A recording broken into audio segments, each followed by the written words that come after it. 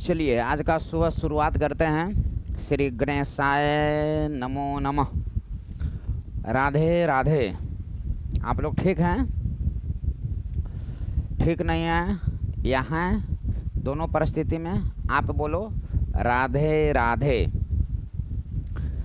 क्योंकि हम कुंज बिहारी वाले हैं। देखिए, ये साइंस का कुछ ऑब्जेक्टिव क्वेश्चन है जिसको गंभीरतापूर्वक आप देखिए, बहुत लाभ मिलेगा। बहुत ही लाभ नहीं, दवाई जैसा फायदा करेगा। एक एक क्वेश्चन को डिटेल्स बता रहे हैं, दवाई जैसा फायदा करेगा। इसको आप देखिए तो कम से कम किस वर्ग के व्यक्ति का सर्वदाता, यानी कि यहाँ पर कहा जा रहा है सर्वदाता। सर्वदाता जो है यूनिवर्सल डोनर। अब यहाँ ध्यान से समझिए, बहुत बारीकी से समझिए। आपके माइंड में आ रहा होगा, वो आ रहा है ना, आपके माइंड में वो आ रहा है ना, आ रहा है तो आ रहा है। लेकिन कुंज बिहारी वाले का देखो, ये रक्त का जो बंटवारा हुआ, रक्त का जो वर्गीकरण हुआ, रक्त समूह का जो वर्गीकरण हुआ, ग्रुप का, रक्त ग्रुप का जो बंटवारा हुआ, ए बी और ओ, 4 ग्रुपों के रूप में बंटवारा हुआ। वैज्ञानिक का क्या नाम था? तो लैंडस्टीनर। लैंडस्टीनर ने 1901 कहीं कहीं मिल जाएगा, रक्त के ग्रुपों में इन्होंने बंटवारा किया। ए बी, ये जो लैंडस्टीनर ने बंटवारा किया, ए बी और सी, आई बात समझ में। लेकिन सी को उन्होंने बाद में नाम दे दिया ओ। तो ए बी और ओ, ये 3 ग्रुप खोजा लैंडस्टीनर ने। आया समझ में? बच गया ए बी की खोज जो है किया अस्टरले और डिकॉस्टले, ये 2 वैज्ञानिक ने ए बी का खोज किया, ए बी का। और लैंडस्टीनर ने जो खोज किया था 1900 से 1901 ईस्वी में, यह 3 ग्रुप ए बी सी, बाद में उन्होंने सी का नाम रखा ओ। किसने? तो लैंडस्टीनर ने। इसी खोज के लिए इसको 1930 ईस्वी में नोबेल प्राइज मिला था। 1930 ईस्वी में नोबेल प्राइज मिला था। एक बात आप जानते हैं, मेरा ब्लड ग्रुप बी है तो आपका ए है, तो किन्हीं का ए बी है, किन्हीं का ओ है। ये अंतर होने का रीज़न क्या है? तो अंतर होने का रीज़न है कि ब्लड में एंटीजन पाई जाती है। एंटीजन होता है कैपिटल ए और कैपिटल बी। एंटीजन ए और एंटीजन बी, यानी कि एंटीजन होता है 2 प्रकार का, एंटीजन ए और एंटीजन बी। एंटीजन की उपस्थिति के कारण हम लोगों के ब्लड ग्रुप अलग अलग होता है। एंटीजन की उपस्थिति के कारण क्वेश्चन दे देता है कि हर व्यक्ति का ब्लड ग्रुप अलग अलग क्यों होता है? तो एंटीजन की उपस्थिति के कारण। एंटीजन किसको बोलते हैं? तो कैपिटल ए और बी को एंटीजन बोलते हैं, और स्मॉल ए और बी को एंटीबॉडीज बोला जाता है। यहाँ पर देखिए, कुंज बिहारी हमारी शान है और हम कुंज बिहारी की जान है। इतना आप दिमाग में आ गए आपकी बात। अब नेक्स्ट नंबर देखिए, कुंज बिहारी हमारी जान है। अब यहाँ जो है देखो, ए है आपका एंटीजन और ए है आपका एंटीबॉडीज। तो कैपिटल ए और बी को एंटीजन कहा जाता है, कैपिटल ए और बी को एंटीजन कहा जाता है, और स्मॉल ए और बी को कहा जाता है एंटीबॉडीज। एंटीजन की उपस्थिति के कारण रक्त का ग्रुप अलग अलग होता है। रक्त का जो ग्रुप होता है वह अलग अलग होता है एंटीजन की उपस्थिति के कारण। अब सवाल है कि आए गुरुजी, यह एंटीजन पाया कहाँ जाता है? तो यह जो इसके ऊपर यह पाया कहाँ जाता है? तो आरबीसी में पाया जाता है, आरबीसी में। आए गुरुजी, एंटीबॉडीज कहाँ पाया जाता है? तो एंटीबॉडीज पाया जाता है प्लाज्मा में। आए गुरुजी, एंटीबॉडीज क्या करता है? तो शरीर में रोगों से सुरक्षा करता है, शरीर में रोगों से सुरक्षा करता है। माँ का दूध बच्चों के लिए सर्वोत्तम क्यों माना जाता है? क्योंकि माँ का दूध में एंटीबॉडीज पाई जाती है। तो एंटीजन और एंटीबॉडीज, यह दोनों साथ साथ नहीं रह सकता है। एंटीजन और एंटीबॉडी साथ साथ नहीं रह सकता है। जब साथ साथ रहेगा तो ब्लड नष्ट हो जाएगा। इसी को बोलते हैं रक्त का अभिश्लेषण। इसी को बोलते हैं रक्त का अभिश्लेषण। रक्त का अभिश्लेषण जो है इसी को कहा जाता है। यानी कि एंटीजन और एंटीबॉडीज साथ साथ नहीं रह सकता है। यदि ऐसा रहता है तो रक्त का नष्ट होता है, उसी क्रिया को कहते हैं रक्त का अभिश्लेषण।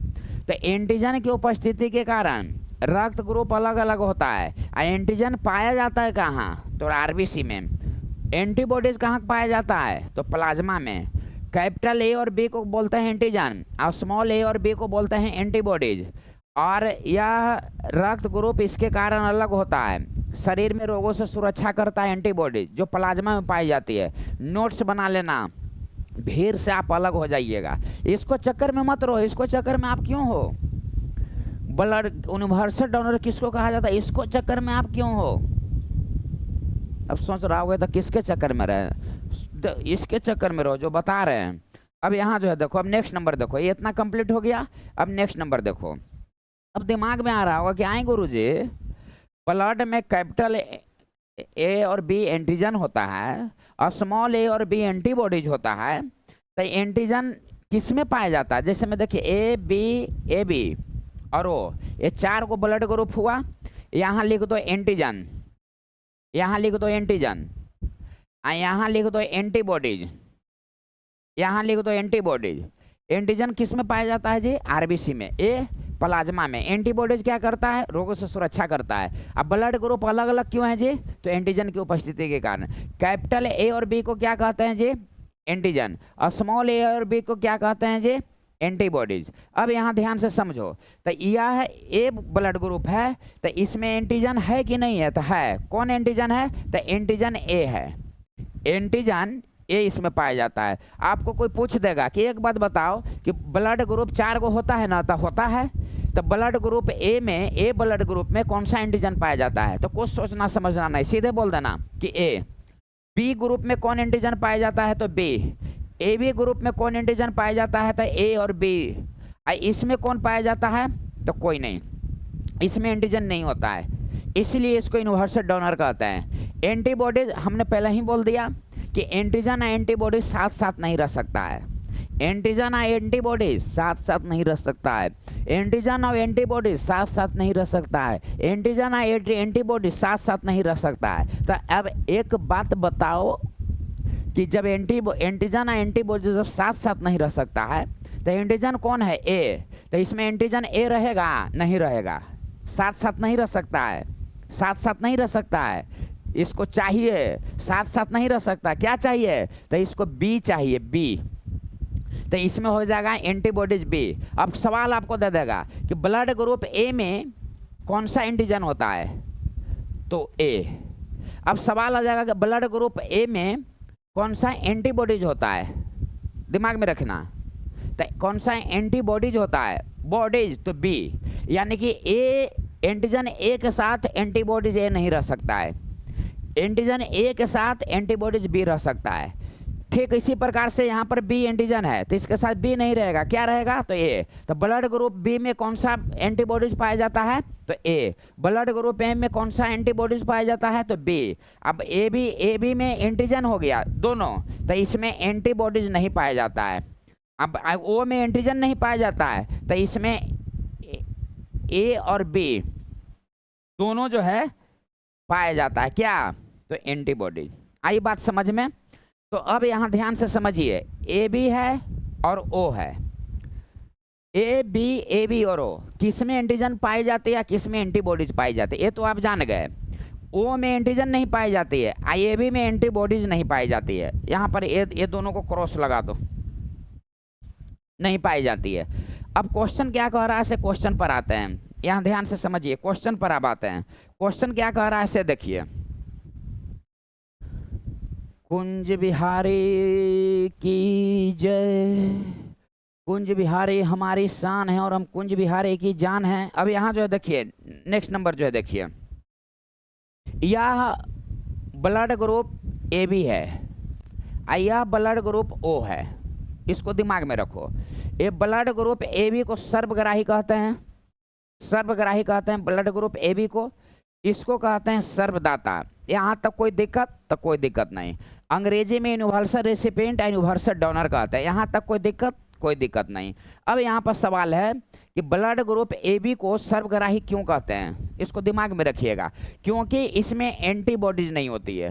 तो हम लोग क्या एक लाइन में बोल देते हैं, वो भी आंसर सही है। AB को सर्वग्राही क्यों कहते हैं? सबसे ये ग्रहण कर सकता है। सही बात है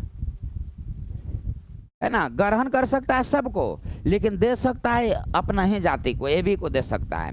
तो इसमें एंटीबॉडीज नहीं पाया जाता है, इसलिए इसको सर्वग्राही कहते हैं। एंटीबॉडीज नहीं पाया जाता है। O को सर्वदाता क्यों कहा जाता है? क्योंकि इसमें एंटीजन नहीं पाई जाती है, क्योंकि इसमें एंटीजन नहीं पाई जाती है, एंटीजन नहीं पाई जाती है। AB को सर्वग्राही क्यों कहते हैं? एंटीबॉडीज नहीं पाई जाती है। अब यहाँ ध्यान से समझिए, ये जो AB है, ये जो O है, तो यहाँ पर है कि यूनिवर्सल डोनर किसको कहते हैं? तो यूनिवर्सल डोनर O। तो यहाँ तो आपको दिमाग में आ रहा है O, लेकिन मान लिया कि यहाँ दे देता O माइनस, इसमें विकल्प में दे देता O प्लस, तो क्या होता? O minus. या एक क्वेश्चन के जगह पर दे देता कि सर्वग्राही किसको कहते हैं? सर्वग्राही किसको कहते हैं? तो आपके दिमाग में आ रहा होगा कि AB। यहाँ भी दे देता है AB प्लस, यहाँ भी दे देता है AB माइनस, तो आप क्या करेंगे? तो इसका हो जाएगा AB प्लस, इसका हो जाएगा O माइनस। तो यूनिवर्सल डोनर खाली O जानने से नहीं होगा, O प्लस और माइनस दोनों देगा तो फंस जाइएगा, तो O माइनस। सर्वग्राही खाली AB जानने से नहीं होगा, AB प्लस और AB माइनस दे देगा तो हो जाएगा AB प्लस। अब यहाँ पर ध्यान दीजिए, AB ब्लड ग्रुप वाले सबसे ग्रहण कर सकता है, लेकिन यह दे सकता है किसको? तो यह जो है, यह ले सकता है किससे? तो यह जो ले सकता है, यह ले सकता है तो AB से ही ले सकता है, लेकिन दे सकता है सबको। O ब्लड ग्रुप ले सकता है किससे? ले सकता है किससे? तो O से ही ले सकता है, ग्रहण कर सकता है, लेकिन दे सकता है सबको, दे सकता है सबको, लेकिन ले सकता है O से ही, लेकिन दे सकता है सबको। आई बात समझ में? दे सकता है सबको, लेकिन ले सकता है सिर्फ O से ले सकता है। आई बात समझ में? इसलिए O वाला जहाँ मिले उसको भर दम खिलाओ। कहोगे काला खिला रहा है भाई, तो जरूरत पड़ेगा तो तोरा हम उठा के लेना जाएंगे। इतना बात आई समझ में? अब नेक्स्ट नंबर जो है देखिए, ब्लड ग्रुप का सबके एक एक point by point, topic by topic बनाएंगे। एगो क्वेश्चन छूट जाएगा, कोई सवाल है, क्योंकि कुंज बिहारी वाले हैं। यहाँ जो है नेक्स्ट नंबर देखिए, संतरे किसके प्रबल स्रोत है? संतरा के बारे में पूछ रहा है। तो ये है कार्बोहाइड्रेट, वसा, प्रोटीन, विटामिन। तो ये तो आप जानते हैं कि कार्बोहाइड्रेट का निर्माण कार्बन, हाइड्रोजन और ऑक्सीजन से हुआ है। वसा का निर्माण भी कार्बन, हाइड्रोजन, ऑक्सीजन से हुआ है। प्रोटीन का निर्माण कार्बन, हाइड्रोजन, ऑक्सीजन और लास्ट में लगा दीजिए नाइट्रोजन से हुआ है। इसलिए कि नाइट्रोजन एक ऐसा गैस है जो प्रोटीन का कार्य करता है। क्वेश्चन दे देता है, पेड़ पौधे में जब प्रोटीन की कमी होती है तो वह नाइट्रोजन गैस से जो है यह पूरी करती है। यूरिया जो होता है, सबसे पहले प्रयोगशाला में किसको प्रयोग किया गया? यूरिया का 46.6% नाइट्रोजन है। यही नाइट्रोजन जो है नाइट्रेट के रूप में चेंज हो जाता है, नाइट्रोजन नाइट्रेट के रूप में चेंज हो जाता है, दिमाग में लाइएगा। ग्लूकोज ग्लाइकोजन के रूप में, उसको क्या कहते हैं? तो ग्लूकोजेनिस। जब फिर ग्लाइकोजन से जब ग्लूकोज बदल जाता है तो ग्लूकोजेनेलाइसिस कहा जाता है। अब यहाँ पर देखिए, कार्बोहाइड्रेट से सबसे तत्काल में ऊर्जा मिलता है। तत्काल में ऊर्जा किससे मिलता है? तो कार्बोहाइड्रेट से। सबसे अधिक ऊर्जा किससे मिलता है? तो वसा से मिलता है, सबसे अधिक ऊर्जा मिलता है। प्रोटीन का निर्माण कौन एसिड से होती है? तो एमिनो एसिड से प्रोटीन का निर्माण होती है। कार्बोहाइड्रेट यानी कि चीनी, सुक्रोज है। मीठा काहे लगता है? चीनी, सुक्रोज। दूध मीठा काहे लगता है? लैक्टोज के कारण। शहद मीठा काहे लगता है? फ्रक्टोज। सबसे मीठा कौन है? तो फ्रक्टोज होता है, सबसे मीठापन फ्रक्टोज होता है, दिमाग में रखिएगा। अब वसा जो होता है से दो गो, संतृप्त और असंतृप्त। तो जैसे में घी में हो गया संतृप्त वसा, और मछली में हो गया, वनस्पति तेल में हो गया असंतृप्त वसा होता है। असंतृप्त वसा क्या करता है? तो हमारे टेम्परेचर को कंट्रोल करता है। वसा कहाँ स्थित होती है? तो वसीय ऊतक में स्थित होती है। प्रोटीन की खोज वर्जेलियस मोल्डर ने किया था, दिमाग में रखिएगा। और प्रोटीन सबसे अधिक सोयाबीन में, और सोयाबीन सबसे अधिक कहाँ था? मध्य प्रदेश में। 40 से 45% लगभग प्रोटीन पाई जाती है। नाखून में क्या पाई जाती है? तो प्रोटीन बाल में क्या पाए जाते हैं? तो प्रोटीन। मकड़ी के जाल में प्रोटीन। ऊन में क्या पाए जाते हैं? तो प्रोटीन। उस प्रोटीन का क्या नाम है? तो अल्फा कैरोटीन नामक प्रोटीन। हम लोग पढ़ रहे हैं ब्लड के विषय में, तो ब्लड में कौन प्रोटीन पाई जाती है? तो ग्लाइको। ब्लड में जो प्रोटीन पाई जाती है उसका नाम है ग्लाइकोप्रोटीन। ग्लाइकोप्रोटीन ब्लड में पाई जाती है।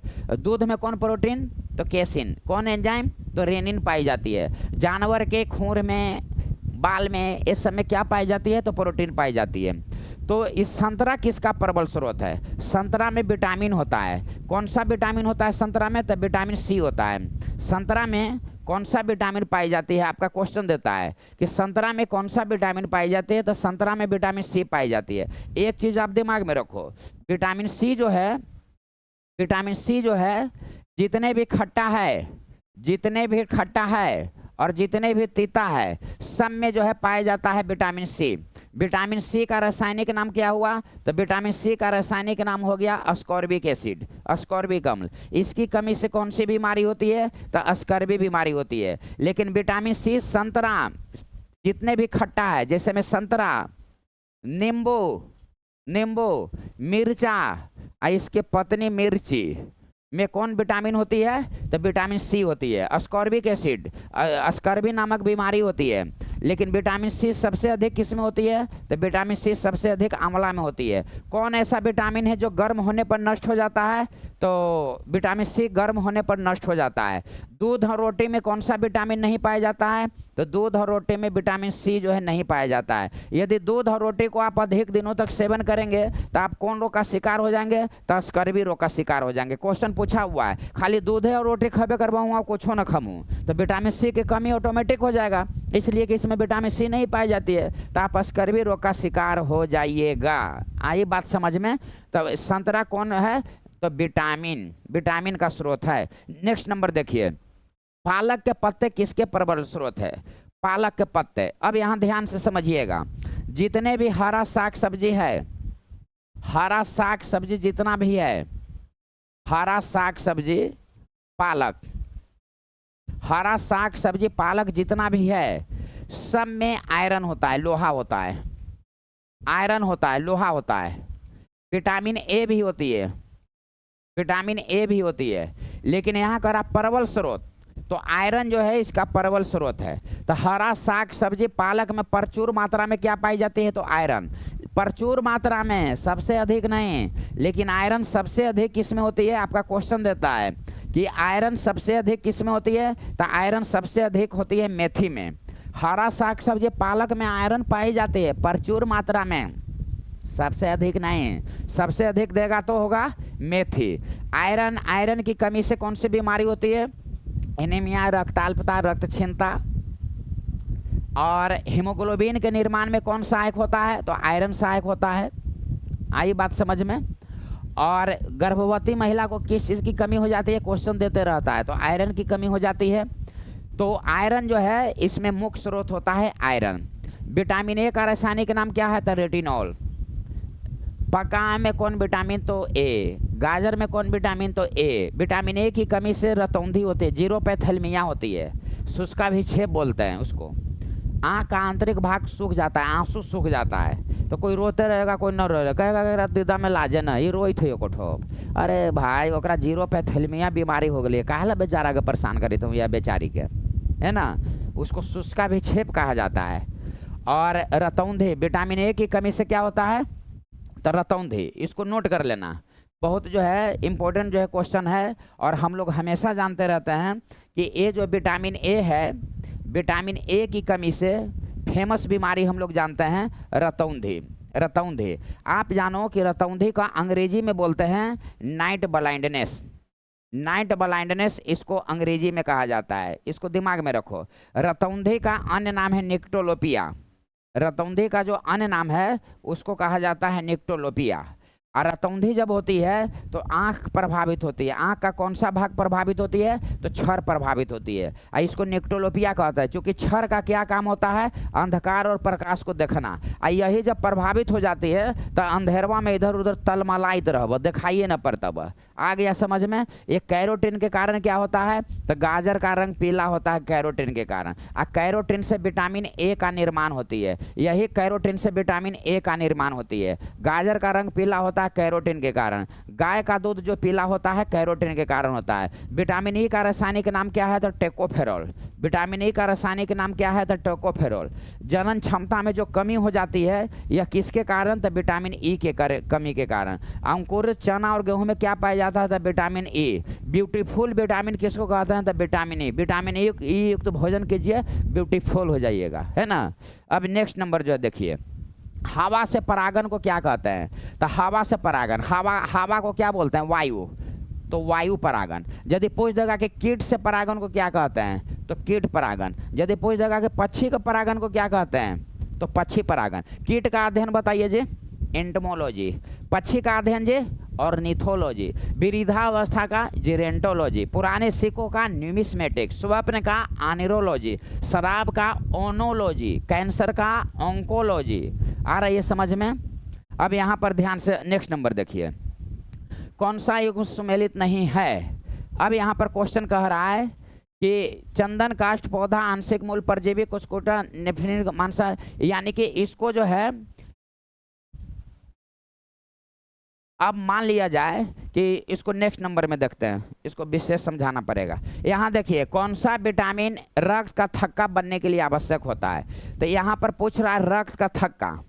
यहाँ क्वेश्चन को समझो, रक्त का थक्का बनने के लिए कौन सा सहायक होता है? रक्त का थक्का। तो रक्त का थक्का के लिए विटामिन कह रहा है, विटामिन। तो रक्त का थक्का के लिए विटामिन हो जाएगा विटामिन के। यहाँ ध्यान से समझिएगा। और यदि रक्त का थक्का के लिए विटामिन के जगह पर यदि क्वेश्चन में दे देगा तत्व, तो हो जाएगा कैल्शियम, कैल्शियम। और रक्त का थक्का जमने के लिए यदि दे देगा विकल्प प्रश्न में कि धातु, धातु दे देगा, तो फिर भी आंसर हो जाएगा कैल्शियम।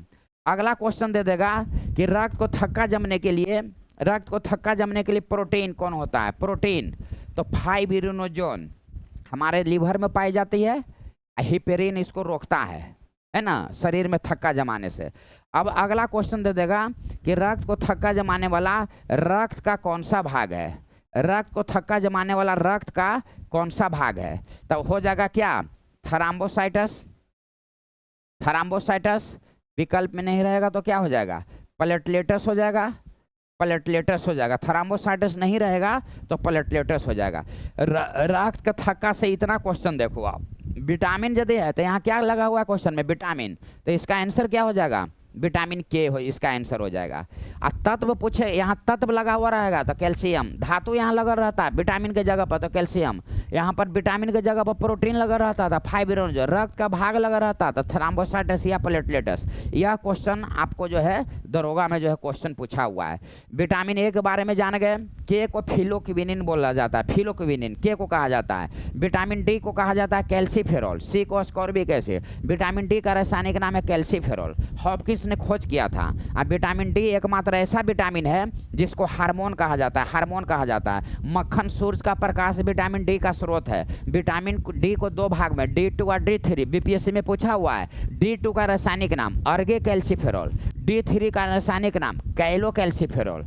कितना जानिएगा, जानिए ना जी। मानव शरीर में कौन सी ग्रंथि वृद्धि हार्मोन का उत्सर्जन करता है? वृद्धि हार्मोन के लिए उत्सर्जन होता है पिट्यूटरी ग्लैंड्स। यानी कि हमारे शरीर में जो ग्रंथि पाई जाती है, सबसे बड़ी ग्रंथि होती है लीवर, दूसरी सबसे बड़ी ग्रंथि होती है अग्नाशय या पैंक्रियाज, सबसे छोटी ग्रंथि होती है पीयूष ग्रंथि। पीयूष ग्रंथि को ही बोलते हैं मास्टर ग्रंथि, मास्टर ग्रंथि कहते हैं। और इसी से एक वृद्धि हार्मोन उत्सर्जन होता है। वृद्धि हार्मोन इसी से उत्सर्जन होता है। उस वृद्धि हार्मोन का नाम है STH, सोमेटोट्रोपिक हार्मोन। जिस व्यक्ति के शरीर में यह हार्मोन की कमी होती है उसको जो है बोलते हैं बौनापन, बौनापन कहा जाता है। और इसमें जो अधिकता होती है, तो अधिकता जहाँ होती है उसको बोलते हैं महाकायता। उस व्यक्ति की लंबाई में वृद्धि होती है उसको महाकायता कहते हैं, या इसको एक्रोमेगेली कहा जाता है।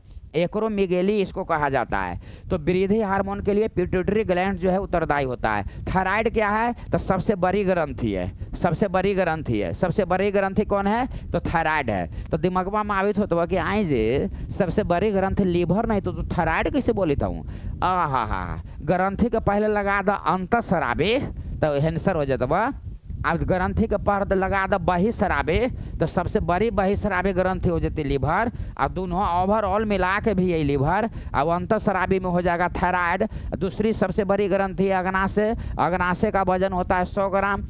अंतःस्रावी और बहिस्रावी दोनों का काम करता है। हार्मोन और एंजाइम का उत्सर्जन करता है। अल्फा बीटा गामा कोशिका से बना होता है। इंसुलिन अग्नाशय से ही निकलता है, बीटा कोशिका से उत्सर्जित होती है। इंसुलिन क्या है? तो हार्मोन है। हार्मोन विकल्प में नहीं देगा तो प्रोटीन है। इंसुलिन की खोज कब किया गया था? 1921 ईस्वी में। किसने खोज किया था? बेटिंग एवं बेस्ट ने। इतना हम इसलिए जल्दी जल्दी बोल रहे हैं कि यह सब मेरा बताया हुआ है, उसको आप जाकर देख लेना, जिंदगी संभर जाएगा। अब यहाँ पर देखिए अधिवृक्क ग्रंथि। अधिवृक्क जो है हिंदी में है, इसको बोला जाता है एड्रिनल ग्लैंड्स। तो अधिवृक्क मतलब होता है वृक्क के आसपास यह स्थित होता है, किडनी के आसपास यह अधिवृक्क ग्रंथि स्थित होता है। लौरो या उरो हार्मोन अधिवृक्क को कहते हैं। ब्लड प्रेशर को कंट्रोल अधिवृक्क करता है। आपातकालीन हार्मोन जो है किस ग्रंथि से निकलता है? तो अधिवृक्क ग्रंथि से निकलता है। कितना जानिएगा जी? जानिए ना। मानव प्रजनन में निषेचन आरंभ भूमिका निभाने वाला को होता है, तो इसको बोलते हैं परिपक्व अंड जो है बोला जाता है, परिपक्व अंड बोला जाता है। नेक्स्ट नंबर देखिए, मानव शरीर में पेशियों को हड्डी से देखिए यहाँ पर है हड्डी। हड्डी उजला क्यों दिखाई देता है? तो श्वेत फास्फोरस के कारण। बात आई समझ में? या रात में जो चमकता है श्वेत फास्फोरस के कारण। और यहाँ पर देखिए हड्डी प्लस हड्डी अस्थि का अध्ययन क्या कहलाता है जी? ऑस्टियोलॉजी। और पेशियां यानी कि मांस। तो हड्डी और हड्डी को कौन जोड़ता है और हड्डी और मांस को कौन जोड़ता है? तो दो काम एक साथ करबो तो टेंशन होता कि ना होता? तो टेंडन। और हड्डी को कौन जोड़ता है? तो लिंगामेंट्स। हड्डी और हड्डी को जोड़ता है लिंगामेंट्स। और टेंडन हड्डी और मांसपेशियां को कौन जोड़ता है? तो टेंडन जोड़ता है। तो हड्डी और क्या कह रहा है? मांसपेशियां। हड्डी और मांसपेशियां क्या है? टेंडन है इसमें कहाँ पर है? कंडरा।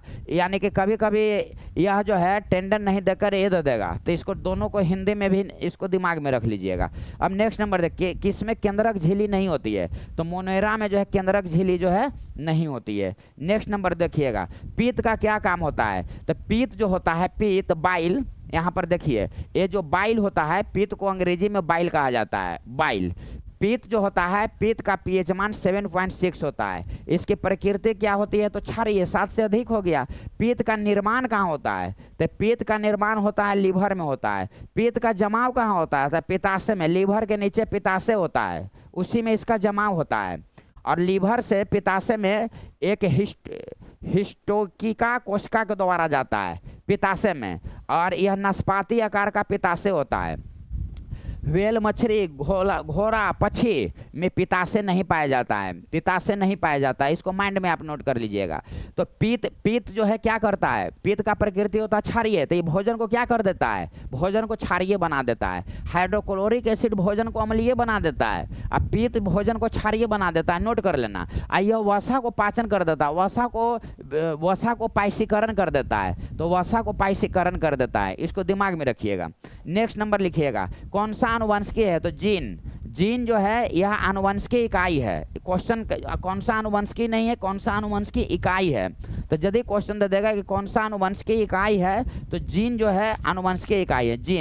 जीन के कारण ही माता पिता के चेहरा की तरह बाल बच्चा के चेहरा मिल रहा है, समझ रहा है ना? और यदि तुम्हारा चेहरा की तरह नहीं मिल रहा है ना, तो समझो कि दाल में काला नहीं, पूरा दाले काला। यहाँ देखो जीन जो है, जीन शब्द का प्रयोग 1909 में, देखो जीन के अंत में न है, देखो जीन के अंत में न है, जीन के अंत में न है, जीन के अंत में न है, जीन के अंत में न है, तो 1909 में।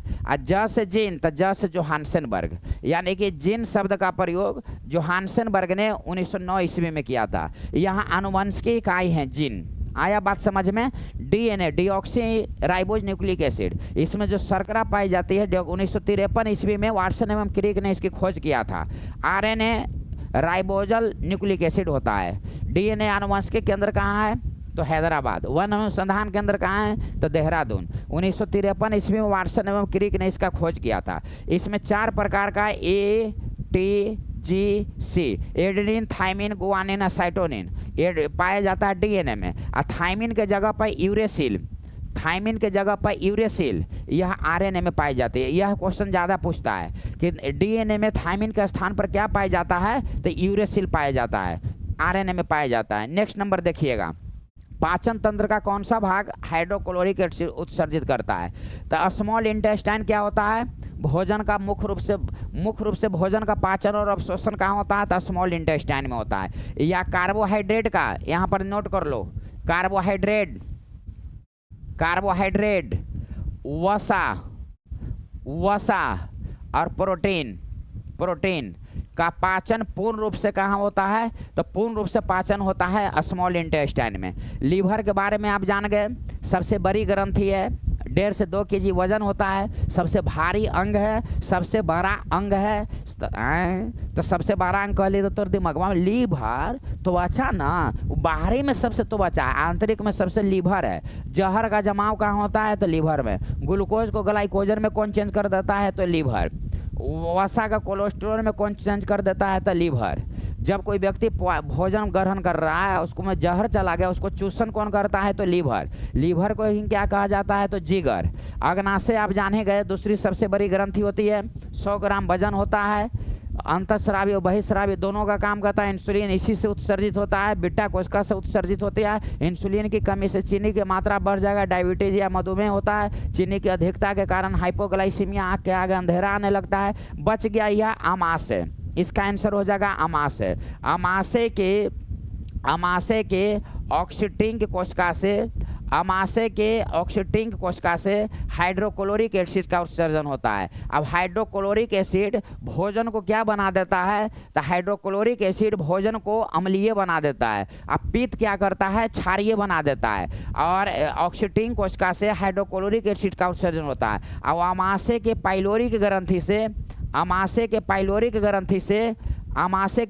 ग्रंथि से जठर रस का निर्माण होता है।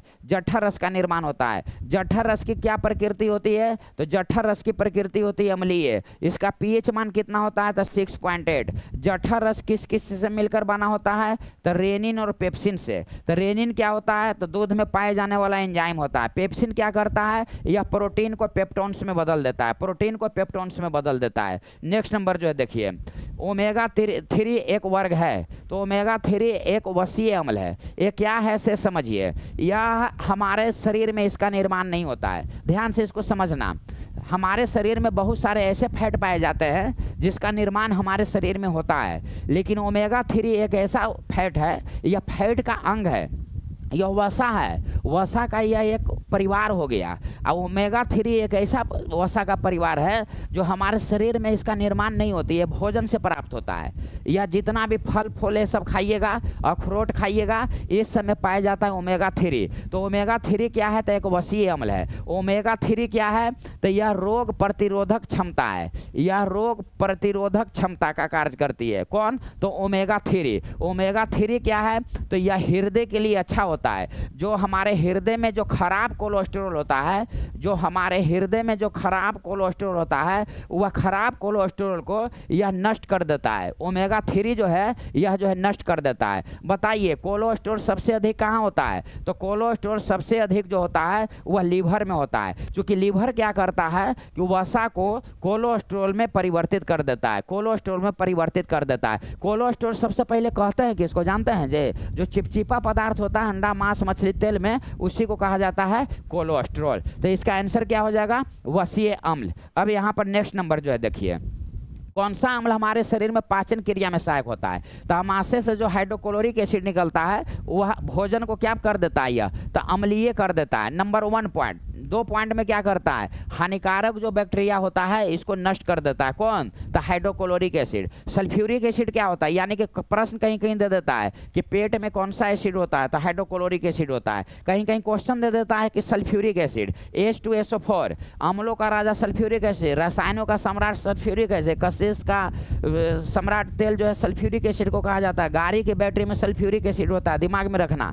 एस्टिक एसिड, सेब, साबुन, सुगंधित तेल में एस्टिक एसिड होता है, इसी को मैलिक एसिड कहा जाता है। फॉर्मिक एसिड, फॉर्मिक एसिड को ही कहा जाता है मेथनोइक एसिड। जैसे में जो चीज़ काट दिया और काट के फर्श उड़ गया, फॉर्मिक, तो फर्श उड़ गया। तो चींटी में, मधुमक्खी में, बिच्छू में, सब में पाया जाता है फॉर्मिक एसिड। तो इसका आंसर क्या हो जाएगा जी, हाइड्रोक्लोरिक एसिड। नेक्स्ट नंबर देखिए, पाचन तंत्र में पाचन की क्रिया कहाँ से प्रारंभ होती है, तो पाचन की क्रिया मुख से प्रारंभ होती है। मुख में किसका पाचन होता है, तो कार्बोहाइड्रेट का। प्रोटीन का पाचन कहाँ होता है, नोट कर लेना। कार्बोहाइड्रेट का पाचन मुख में, तो हो जाना वो हो जाना हो तुम। प्रोटीन का पाचन तो आमाशय में होती है, आमाशय में होती है। आई बात समझ में। पाचन तंत्र नली की लंबाई कितनी होती है, तो लगभग 32 फीट। लेकिन मुख्य रूप से भोजन का पाचन कहाँ होता है, तो स्मॉल इंटेस्टाइन में, स्मॉल। कार्बोहाइड्रेट का पाचन कौन करता है, तो एमाइलेज। देखिए TAL, या TAL जो होता है इसका उत्सर्जन होता है अग्नाशय से। टी का मतलब क्या हो गया, ट्रिप्सिन। ए का मतलब क्या हो गया, एमाइलेज। एल का मतलब क्या हो गया, लाइपेज। तो ट्रिप्सिन क्या करता है, प्रोटीन को पाचन करता है। एमाइलेज क्या करता है, तो कार्बोहाइड्रेट का पाचन करता है, कार्बोहाइड्रेट का पाचन करता है। लाइपेज क्या करता है, तो वसा का पाचन करता है। वे प्रोटीन को किस में बदल देता है ट्रिप्सिन, तो पॉलीपेप्टाइड में बदल देता है, नोट कर लेना। कार्बोहाइड्रेट को किस में बदल देता है, तो शर्करा में बदल देता है, नोट कर लेना। वसा को किस में बदल देता है, तो वसा को बसीय अम्ल, वसा को बसीय अम्ल या ग्लिसरॉल में चेंज कर देता है, ग्लिसरॉल में चेंज कर देता है। कहीं कहीं देता है कि प्रोटीन को क्या में चेंज कर देता है, तो एमिनो एसिड में, क्योंकि प्रोटीन का निर्माण जो होता है वह एमिनो अम्ल से होता है। नेक्स्ट नंबर जो है देखिए, नेक्स्ट नंबर ट्राइग्लिसराइड क्या है, तो ट्राइग्लिसराइड भी एक वसा है। ओमेगा 3 एक वसा है और ट्राइग्लिसराइड के प्रभाव को कम कर देता है ओमेगा 3, तो ये भी एक जो है वसा है। शरीर का टेम्परेचर को कंट्रोल कौन करता है, तो शरीर का जो टेम्परेचर होता है, देखिए ये थैलमस है, थैलमस हमारे मस्तिष्क में पाए जाने वाला यह एक यंत्र है, थैलमस। ये थैलमस क्या करता है, गर्म और ठंडा को पहचानता है। पानी गर्म है कि ठंडा है उसको आप छूते हैं तो आपका हाथ जो है छूता है, सही बात है। लेकिन माइंड कहता है कि यह गर्म है, गर्म बोलो, ठंडा है, ठंडा बोलो। तो गर्म और ठंडा को कौन पहचानता है, तो थैलमस। इसको थैलमस याद नहीं रखे, याद रखिएगा थर्मस। हाइपोथैलमस क्या करता है, यही आंसर इसका हो जाएगा। यानी कि टेम्परेचर को कंट्रोल कौन करता है, तो हाइपोथैलमस। टेम्परेचर को नियंत्रित कौन करता है, तो हाइपोथैलमस। अब यहाँ पर देखो, नियंत्रित के जगह पर लगा हुआ रहेगा उत्पत्ति, नियंत्रित के जगह पर लगा हुआ रहेगा उत्पत्ति, तो डाइएन्सेफेलॉन। देखो कैसे आंसर चेंज हो गया, डाइएन्सेफेलॉन। यानी कि टेम्परेचर को नियंत्रित कौन करता है, तो हाइपोथैलमस। और टेम्परेचर की उत्पत्ति कौन करता है, तो डाइएन्सेफेलॉन। यानी कि हमारे शरीर में बुखार जो लगता है कहाँ से शुरुआत होती है, ब्रेन से। ब्रेन के किस भाग से शुरुआत होती है, तो डाइएन्सेफेलॉन से। यानी कि टेम्परेचर को नियंत्रित कौन करता है, ब्रेन का पार्ट्स, तो हाइपोथैलमस। लेकिन उत्पत्ति कौन करता है, तो डाइएन्सेफेलॉन। गर्म और ठंडा को कौन पहचानता है, तो थैलमस।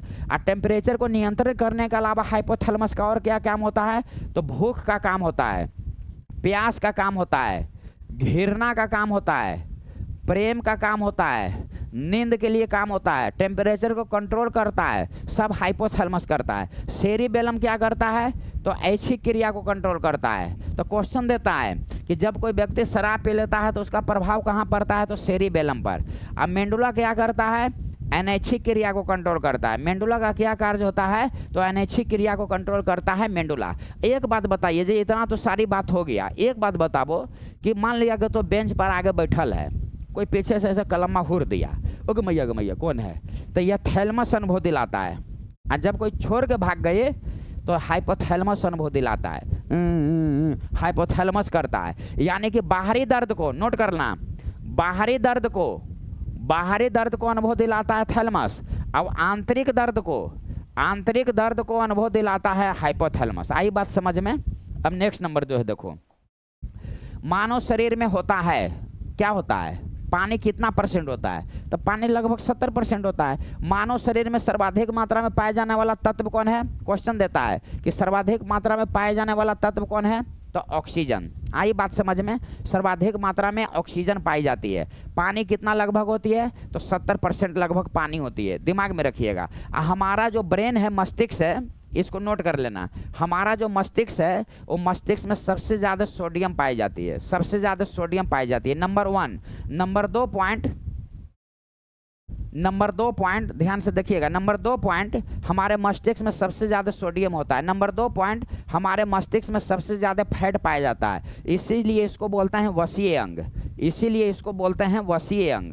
और मस्तिष्क के पुनर्नियोजन की क्षमता सबसे कम होती है, यानी कि मस्तिष्क के जो न्यूरॉन्स होते हैं वह जब समाप्त हो जाते हैं, दिमाग खराब हो जाता है, तो उसको ठीक होने में बहुत समय लगता है। तो क्वेश्चन देता है कि वसीय अंग कौन है? तो मस्तिष्क। पुनर्नियोजन की क्षमता कम किस में होती है? तो मस्तिष्क में। वसा सबसे अधिक शरीर के किस ऑर्गन में? तो मस्तिष्क में। मस्तिष्क में सबसे अधिक कौन सा धातु पाई जाती है? तो सोडियम। सोडियम पाई जाती है मस्तिष्क में सबसे अधिक। अब पूरे शरीर में सबसे अधिक ऊर्जा की खपत कहाँ होती है? तो ऊर्जा की खपत होती है मस्तिष्क से, ऊर्जा की खपत होती है। आई बात समझ में? और आज के लिए इतना ही। अगले वीडियो में, नेक्स्ट वीडियो में इसी तरह से रोज़ सुबह सुबह डेली साइंस का ऑब्जेक्टिव क्वेश्चन आपके साथ लेकर आते हैं। सुबह 6 बजे आपके सामने हाजिर हो जाते हैं। हाजिर मतलब हाजिर, यानी कि डेली आप साइंस का वीडियो को देखेंगे, एक्सप्लेन करते हैं उस, और हिस्ट्री पॉलिटिक्स सब का एक्सप्लेन करते हैं। तो साइंस का वीडियो डेली सुबह 6 बजे आपका जाता है, और जो जितना भी पॉइंट को डिटेल्स दे रहे हैं और बता चुके हैं, आगे चलते रहेंगे। आपका स्नेह और प्रेम इसी तरह से मिलते रहा तो, और इसको आप नोट कर लेंगे और एकांत में बैठकर सोचेंगे कि सही मायने में हम कुंज बिहारी जीएस एकेडमी वाले हैं, क्योंकि कंटेंट ही हमारा पहचान है। बोलो राधे राधे। मिलते हैं नेक्स्ट वीडियो में।